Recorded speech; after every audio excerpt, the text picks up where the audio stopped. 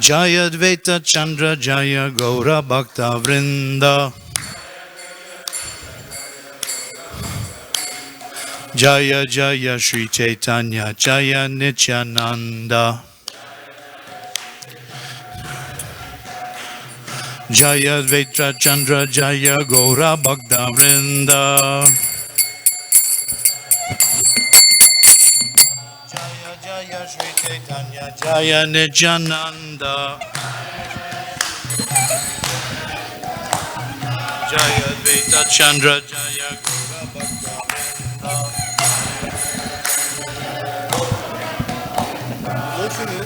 Okay.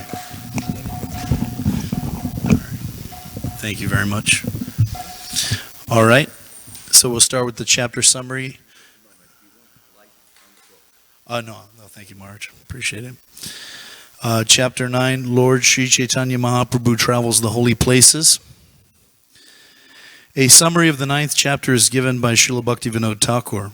After leaving Vijayanagar, Sri Chaitanya Mahaprabhu visited such places of pilgrimage as Gautami Ganga, Malika Arjuna, like our neighbor here, the children of our neighbor, Ahovalanda Shringa, Siddhavat, Skanda Kshetra, Trimata, Vridakashi, Bodhastana, Tirupati, Tirumala, Pananashringa, Shivakankshi, Vishnukankshi, Trikalahasti, Vridalkola, Shiyali Bhairavi, the Kaveri River, and Kumbhakarna Kapala. Finally, the Lord went to Sri Ranga Kshetra, where he converted a Brahmana named Venkadabhatta, who along with his family took up devotional service to Krishna. After leaving Sri Ranga, Chaitanya Mahaprabhu reached Rishabha Parvat, where he met Paramananda Puri, who later arrived at Jagannath Puri. Lord Sri Chaitanya Mahaprabhu then proceeded farther, arriving at Setubandha Rameshvara. At Sri Shaila Parvat, the Lord met Lord Shiva and his wife Durga in the dress of a Brahmana and a Brahmani. From there, he went to Kama Koshtipura and later arrived at southern Mathura. A Brahmana, devotee of Lord Ramachandra, talked with him. Then the Lord took his bath in the river Kritamala. On the hill known as Mahendra Shaila, the Lord saw Parshuram. Then the Lord went to Setubandha and took his bath at Dhanushtirtha. He also visited Rameshvara, where he collected some papers connected with Sita Devi, whose illusory form had been kidnapped by Ravana. The Lord next visited the places known as Pandya Desh and Tamraparni and the Tamraparni River, Naya Tripati, Chiyadatala, Tilakankshi, Gajendra Mokshana, Panagadi, Chamtapura, Sri Vaikunta, Malaya Parvat, and Kanyakumari. The Lord then confronted the Bhattataris at Malara Desh and saved Kala Krishna Das from their clutches. The Lord also collected the Brahma Samhita, the 5th chapter, on the banks of the Payasvini River. Then he visited Payasvini, Sringavarapuri Mat, and Matsya Tirtha. At the village of Udupi, he saw the Gopal deity installed by Sri Madhavacharya. He then visited the Tattvavadis. He then defeated the Tattvavadis in Shastric conversation. The Lord next visited Falgu Tirtha, Tritakupa, Panchapsara, Suparaka, and Kolhapur. At Pandharpur, the Lord received news from Sri Rangapuri that Shankararanya or Vishwarup had disappeared there.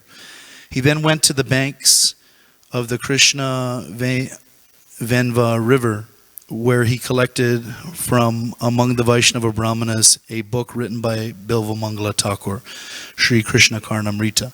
The Lord then visited Tapi, Mahismatipura, and the Narmada River, and Rishyamukh Parvat. He entered Dandakaranya and liberated 7 palm trees. From there he visited a place known as Pampa Sarovara and visited Panchavati, Nasika, Brahmagiri, and also the source of the Godavari River, Kushavarta.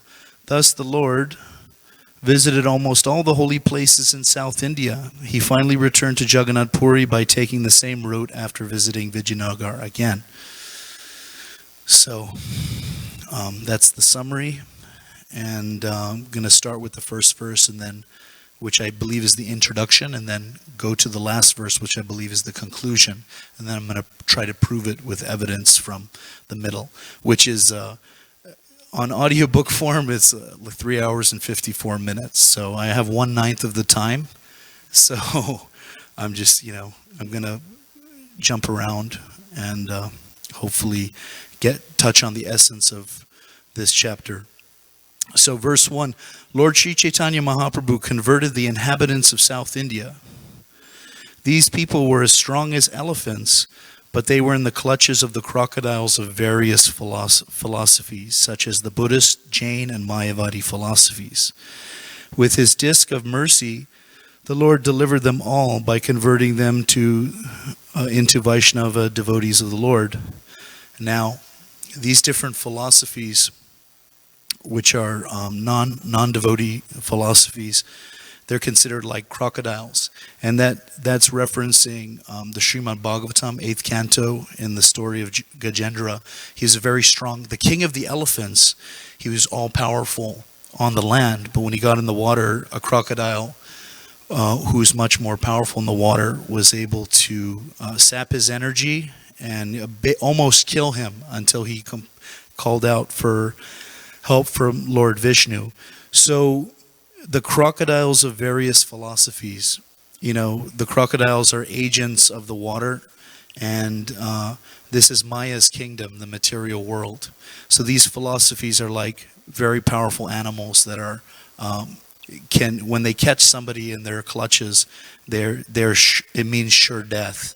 And so Lord Chaitanya Mahaprabhu, who's Krishna, Vishnu himself, he's saving the people of South India from these crocodiles of philosophy.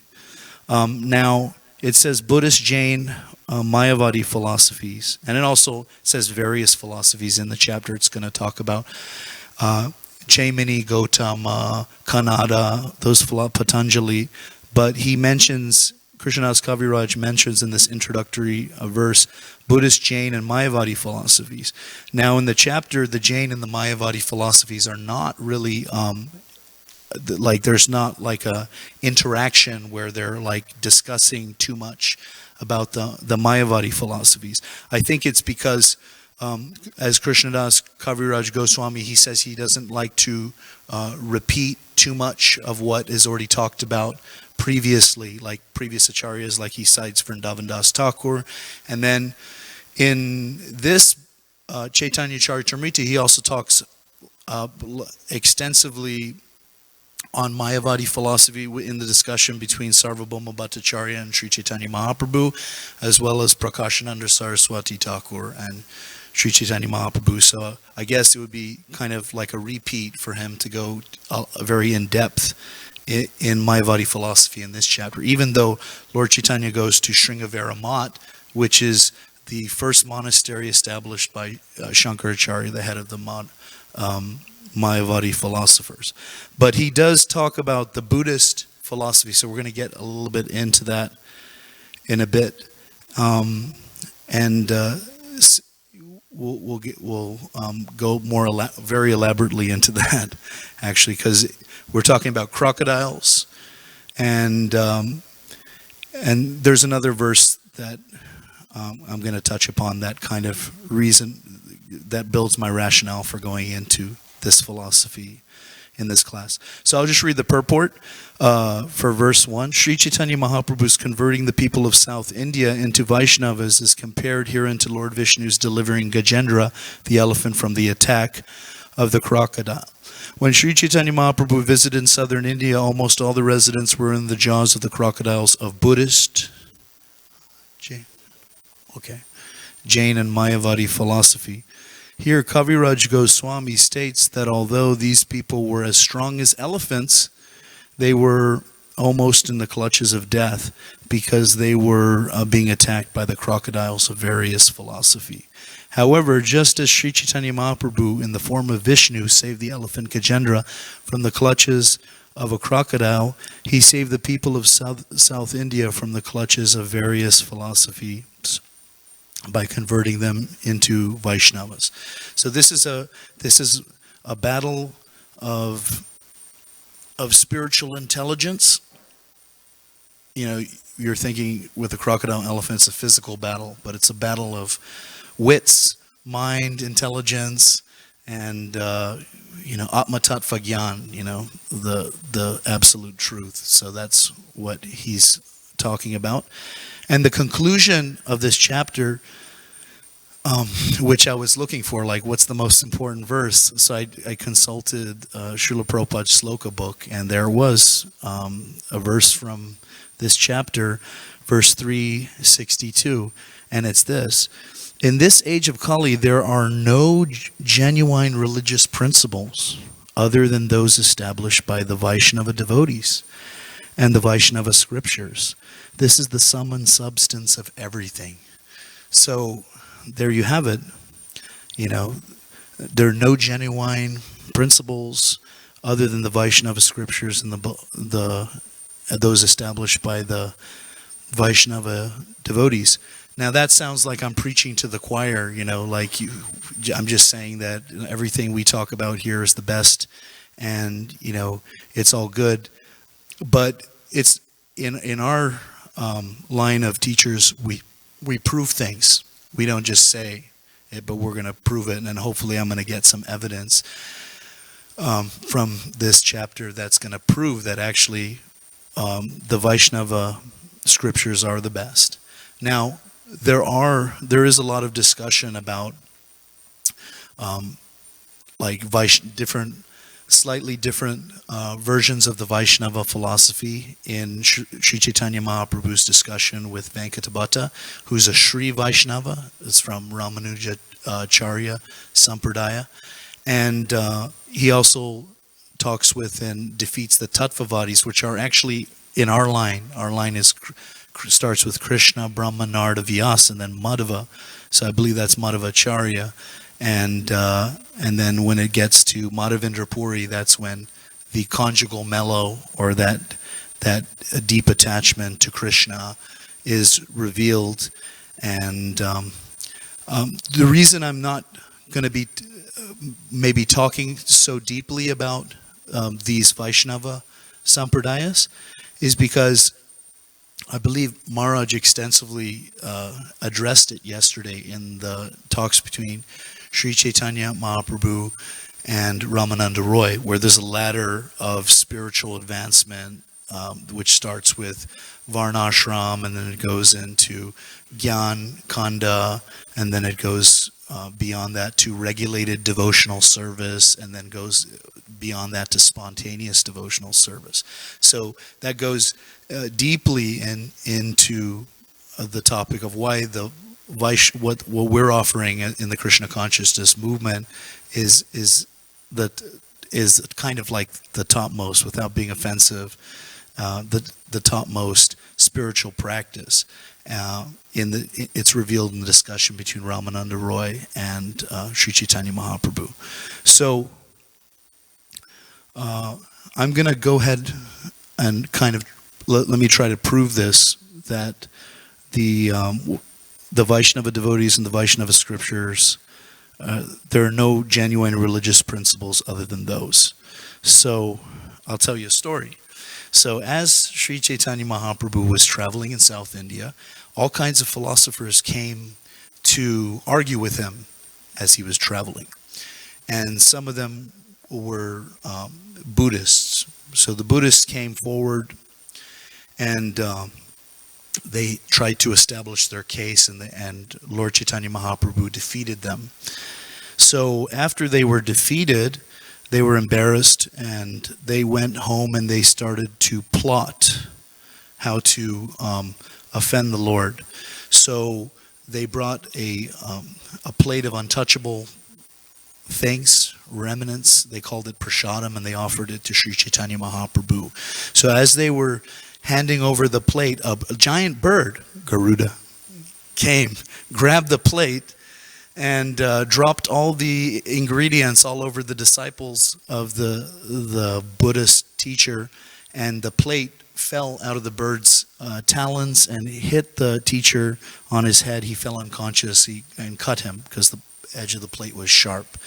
So when this happened, all the disciples, they began to cry, and they ran over to Lord Chaitanya Mahaprabhu, and they said, please bring our teacher back to life. They thought he was dead.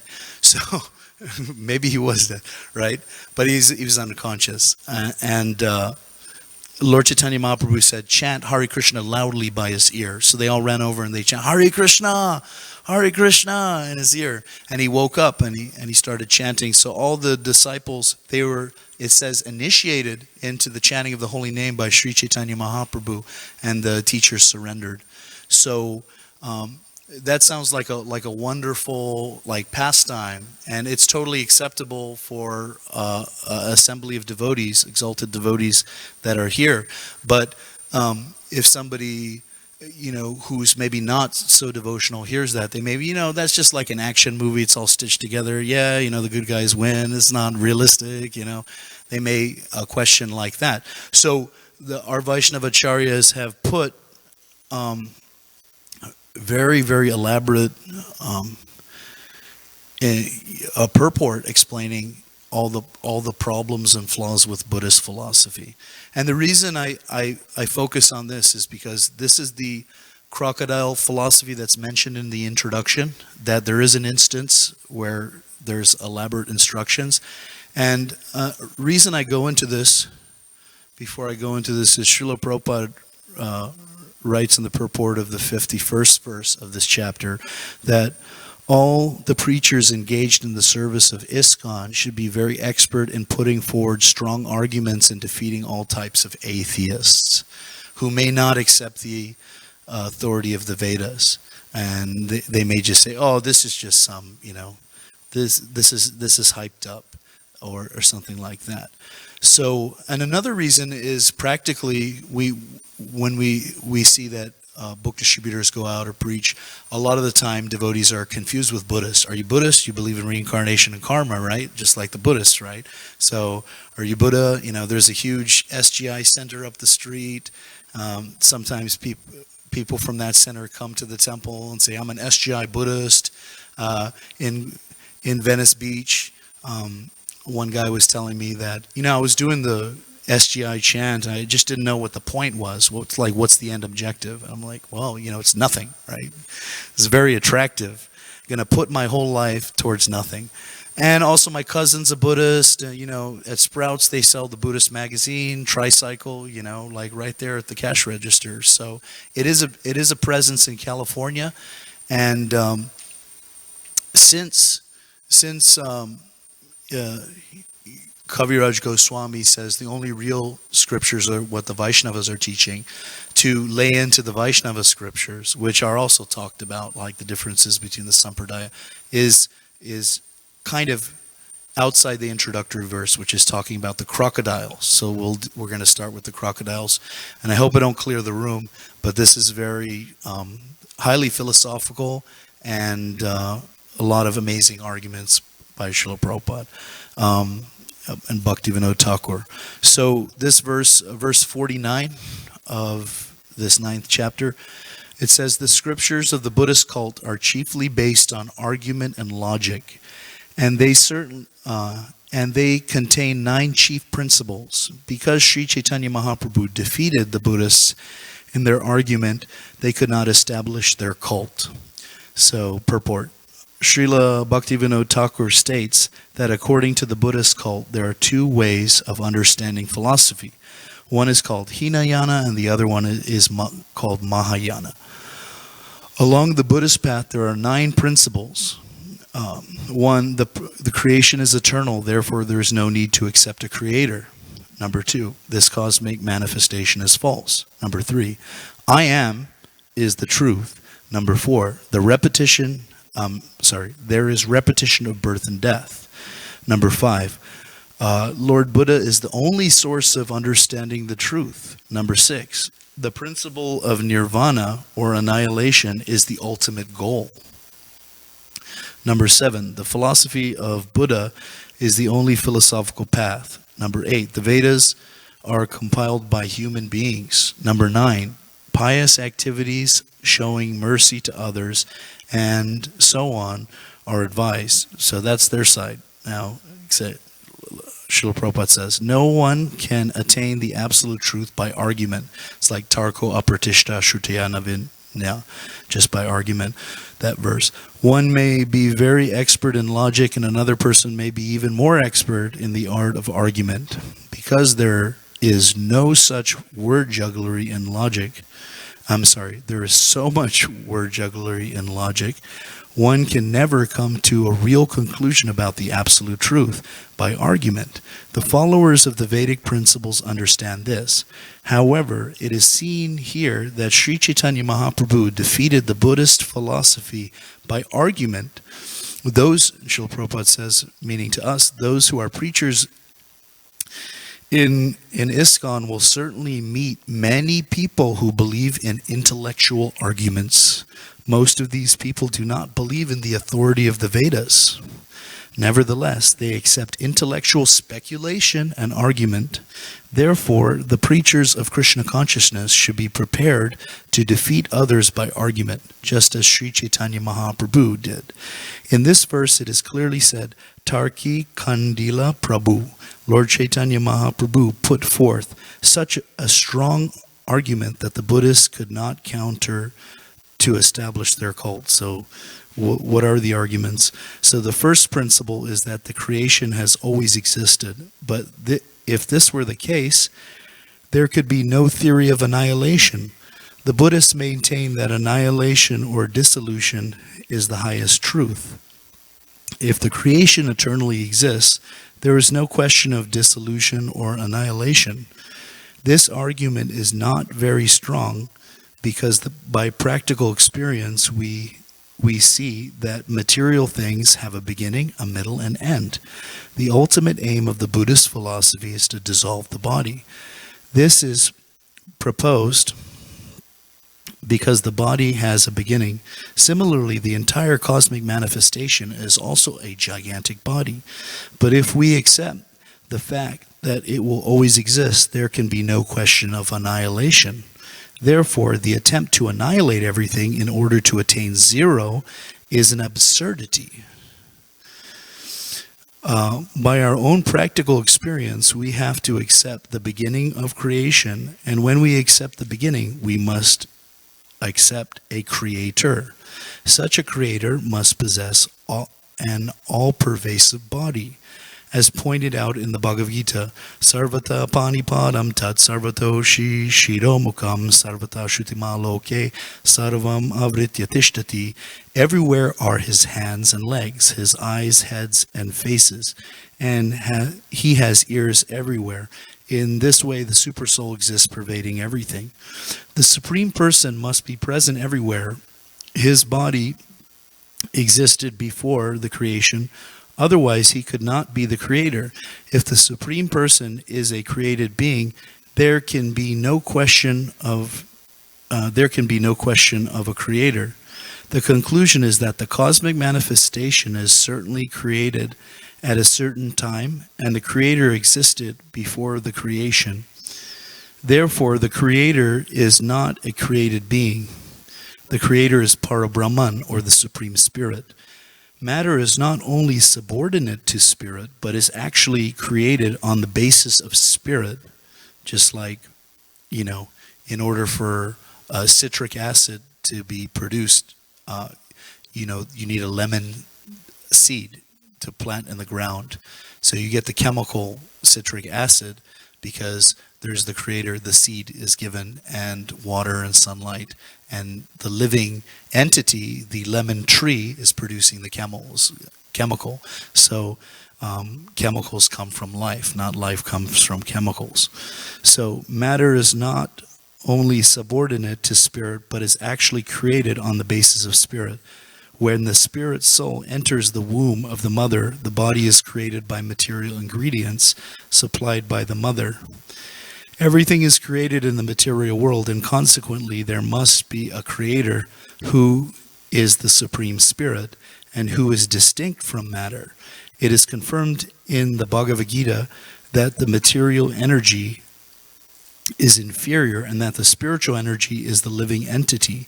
Both inferior and superior energies belong to the Supreme Person. So that was the first one. This is, they say Bhagavatam class and Chaitanya Charitamrita reading. Okay, so you notice I'm doing quite a bit of reading. So, there you have it. It's Chaitanya Charitamrita reading. So the Buddhists argue that the world is false, but this is not valid. The world is temporary, but it is not false. As long as we have the body, we must suffer the pleasures and pains of the body, even though we are not the body. We may not take these pleasures and pains very seriously, but they are factual nonetheless. We cannot actually say that they are false. If the bodily pains and pleasures were false, the creation would be false also, and consequently no one would take very much interest in it. The conclusion is that the material creation is not false or imaginary, but it is temporary. And then the next point, the Buddhists maintain that the principle I am is the ultimate truth, but this excludes the individuality of I and you. If there is no, if there's no I and you or individuality, there's no possibility of argument. So how are they arguing? If it's just I am, how are they arguing with Lord Chaitanya Mahaprabhu? I am arguing with you, right? The Buddhist philosophy depends on argument, but there can be no argument if one simply depends on I am. There must be a you or another person also.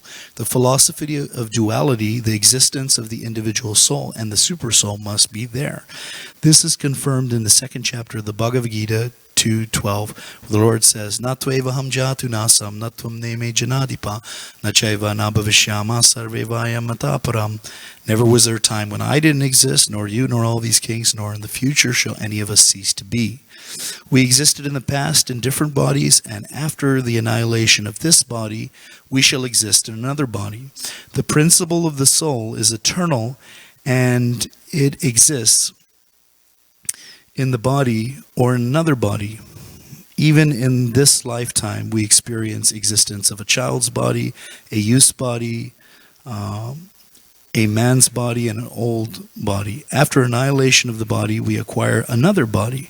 The Buddhist cult also accepts the philosophy of transmigration, but the Buddhists do not properly explain the next birth. There are 8,400,000 species of life, and our next birth may be in any of them. Therefore, a human body is not guaranteed. So according to the Buddhist fifth principle, Lord Buddha is the only source for attainment of knowledge. We cannot accept this, for Lord Buddha rejected the principles of Vedic knowledge. One must accept the principle of standard knowledge because one cannot attain the absolute truth simply by intellectual speculation. If everyone is an authority, or if everyone accepts his own intelligence as the ultimate criteria, as is presently fashionable, the scriptures will be interpreted in many different ways, and everyone will claim that his own philosophy is supreme. This has become a very great problem, and everyone is interpreting scripture in his own way and setting up his own basis of authority. Yatamat tatapat. It's like whatever you think, whatever you do is okay. Now everybody and anybody is trying to establish his own theory and ultimate truth. The Buddhists theorize that annihilation or nirvana is the ultimate goal.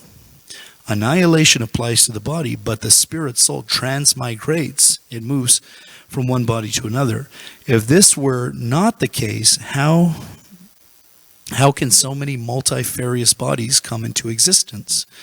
If the next birth is a fact, the next bodily form is also a fact. As soon as we accept a material body, we must accept the fact that the body will be annihilated and that we will have to accept another body. If all material bodies are doomed to annihilation, we must obtain a non-material body or a spiritual body if we wish the next birth to be anything but false. How the spiritual body is attained is explained by Lord Krishna in the Bhagavad Gita. Janma karma chame divyam evam yoviti tattvata tyakva deham punar janma naiti mamiti sorjuna.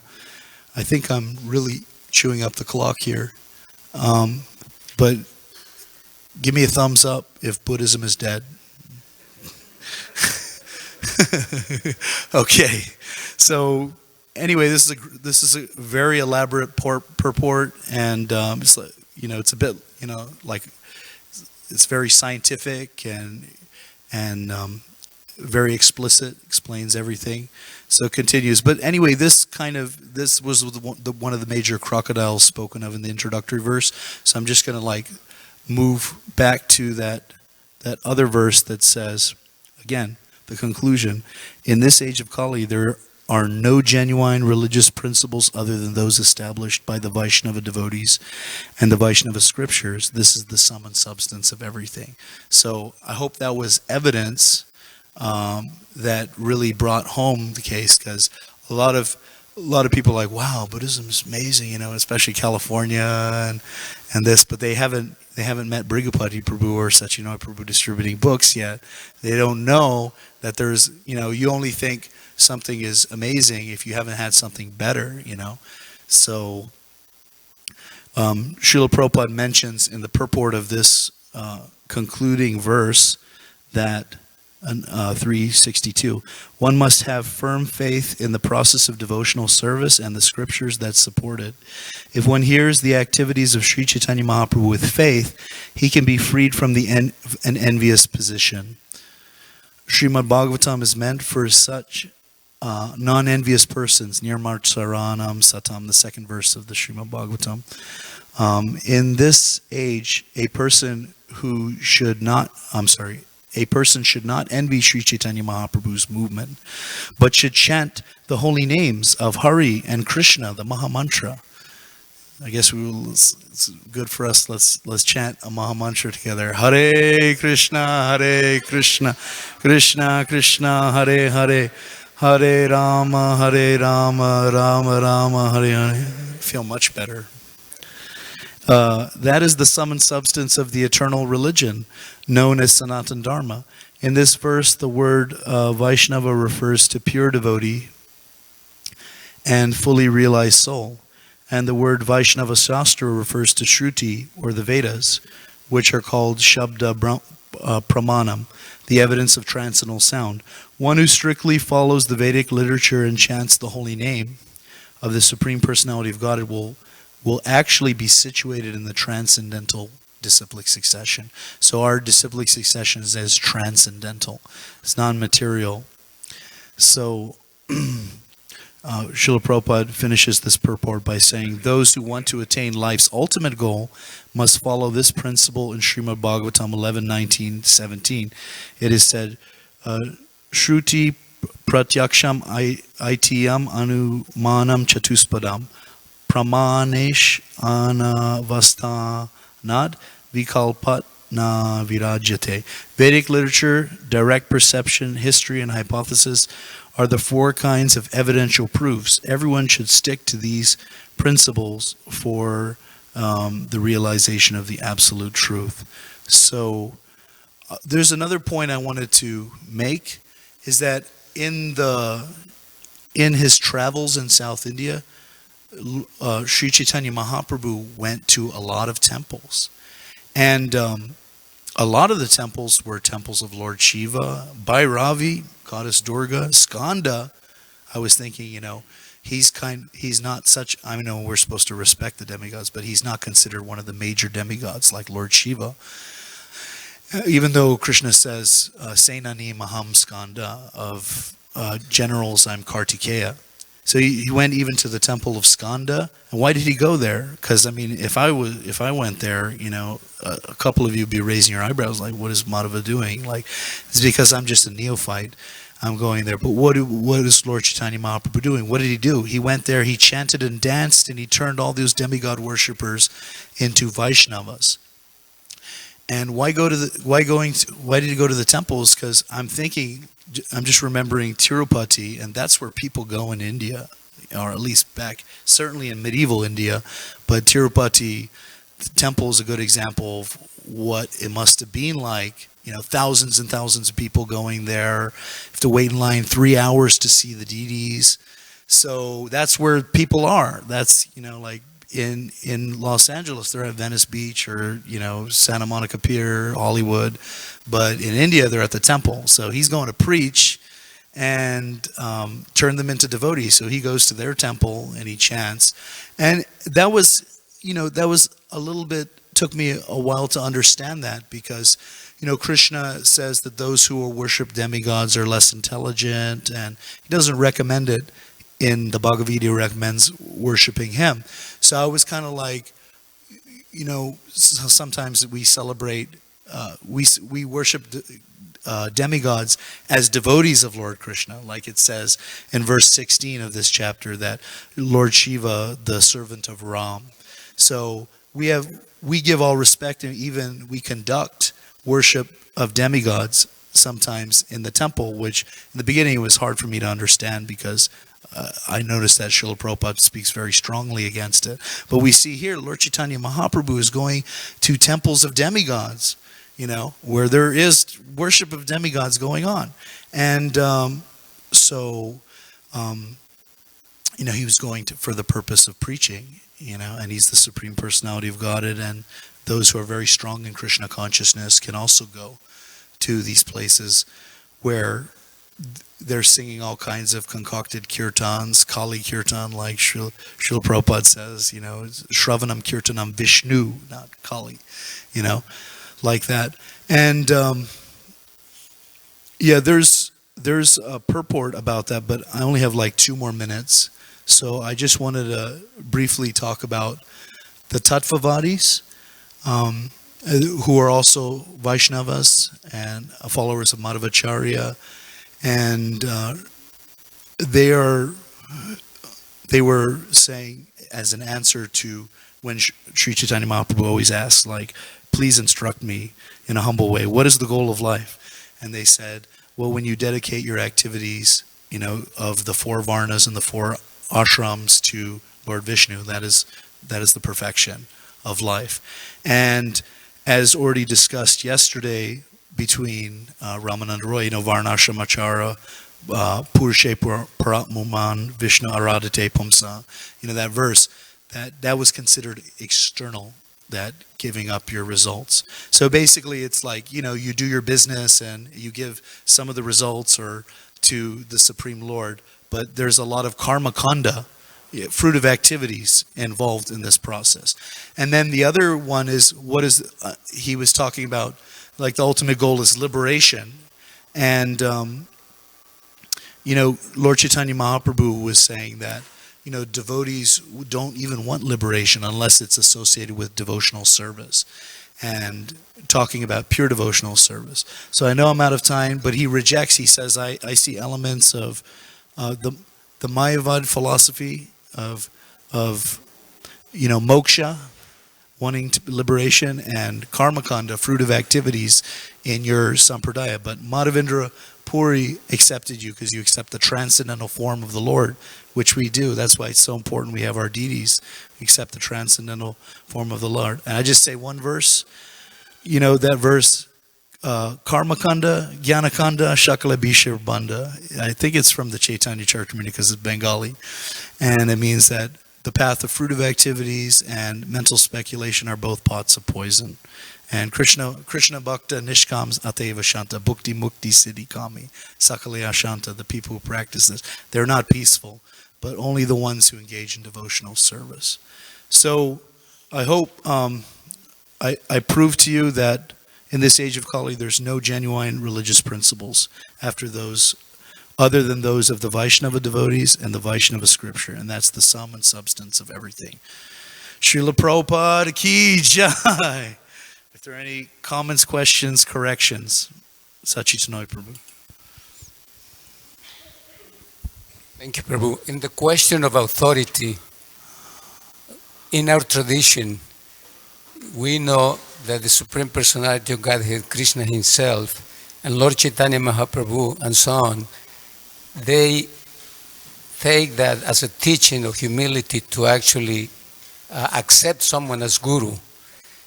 Is there any reference someplace where Buddha, Lord Buddha, took a guru? No. Or receive instructions? He sat under a tree and he became enlightened. Exactly. So in that basis, the question of humility could be challenged in the sense that humility means you submit or you accept. And of course, from our point of view, it's welcome like that. But from an independent thinker, to make them think. Yeah.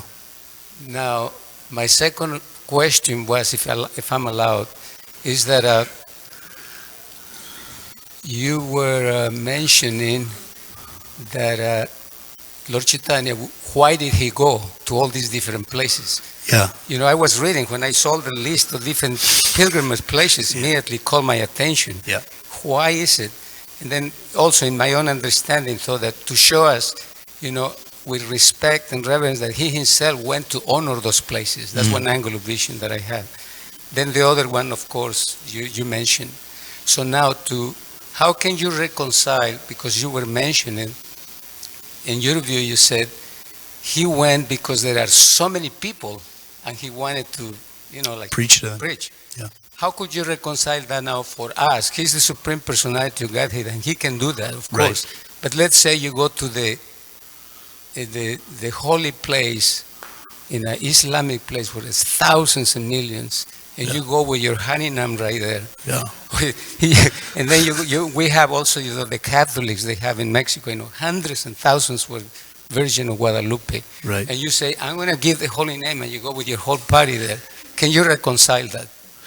Yeah. Well, there are different strategies for different kinds of people. You notice that Lord Chaitanya Mahaprabhu, he chanted and danced in Varanasi, which is Mayavadi capital in India. And, he was criticized by Prakashananda Saraswati. So then he switched modes and he defeated him philosophically, So there's Desha Kala Patra, time, place, and circumstance. We have to use different strategies. I would not do a Harinam in the Middle East because I'll probably get my head chopped off. So God bless America. We can do anything here, and, it's all good. The government doesn't hassle you. And that's the mercy of Srila Prabhupada's disciples who had to get arrested for us to be able to go out on Harinam. So it's not something to take for granted. And if we don't go, then that door may close and we're going to have to get arrested again when we go out there. So if there's no other question, I can ask you another one. Did I answer? I noticed you had multiple questions. That was the internal reason he went to preach. Externally, he went to go find his brother Vishwarup, who he learns from Sri Ranga Puri in this chapter that he took sannyas, Shankararanya, and then he went home back to Godhead. So that was the external reason. The internal reason he's going to preach, to go to all these places. Yeah. As far as preaching, most people are pretty simple, so the masses in Kali Yuga, they're very uneducated, slow, manda simanda matiyo. They are not philosophers, and if you chant and dance, you're going to get 90% of them right there, or appeal to them in some way. But there are people who want to okay, what is this nonsense? What are they doing? Okay, there's 80 books now. Knock yourself out to discuss. Suvasper? Just briefly on this principle of Lord Chaitanya Mahaprabhu coming to these places, we should understand that he's Krishna himself. So he didn't even have to chant Hare Krishna. If people just saw him, they wanted to chant the holy name. That's a little bit different from us. Yeah. We're conditioned souls. Yeah. If we're going to go into a party and crash it, they're not going to see us as Krishna or anything. They're going to see Right. us as just, what are you doing? Yeah. So we have to use a little bit of common sense. And Lord Chaitanya did that, yes, and it was wonderful because he established Krishna consciousness in South India. Just by being in one particular place, he did that. Right. So, but he's Krishna himself, and he showed that he's Krishna. That's the marvelous pastimes of Lord Chaitanya, that he was showing that he is Krishna, Mm. and that, this was his potency and his power. So for us, I don't think I ever saw Srila Prabhupada take a Harinam party into some kind of a function. Right. He wouldn't do that. But the point being is that we should still try as much as possible. Not Yeah. that we stop, but we should use our common sense Yeah. as to where and what we're going to do. Yeah. I mean, yeah, it's true that we're not, that's a really good, strong point. We're not Lord Chaitanya, so we don't have the potency to have that kind of effect on people. But I mean, I heard Naikama Prabhu say that, when he was joined the Harinam party, was going twice a day. So that's a lot. I mean, and that's during Srila Prabhupada's.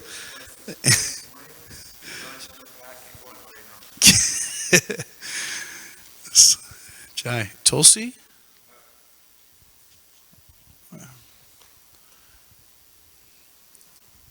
Thank you for your wonderful class, Prabhu, and reading.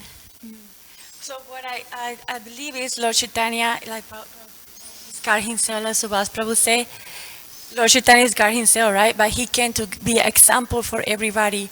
So it's true, we go into those places, Catholic, Buddhist, or Muslims, but because it's not another way to, when you chant the mantra with several devotees, we do the Harinam, we had the some variation, the holy name, used to hear that far away or they get benefit. That's why he bring the mantra, so we can keep going what he's doing, following Lord Chaitanya Mahaprabhu way, to go outside and give the mercy to these people. Like sometimes some people that cover the ears and it's like it's too late already. They hear the instruments, they already hear the holy name. So that was matter. Like we're very fallen souls. It's true. Like we have advanced devotees here, book distributors, and when the holy name, they chant the holy name, is benefit to others. Like we benefit. That's why we do in this preaching movement. Yeah. We need multiple flows, preaching outcomes, right? Different preaching strategies to try and get everyone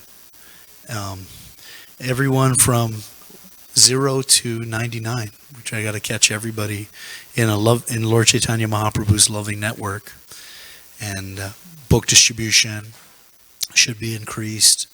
Harinam should be increased, and then bring them back here so they can have a holistic program and see the transcendental form of the Lord, all encompassing. Hare Krishna. Krishna.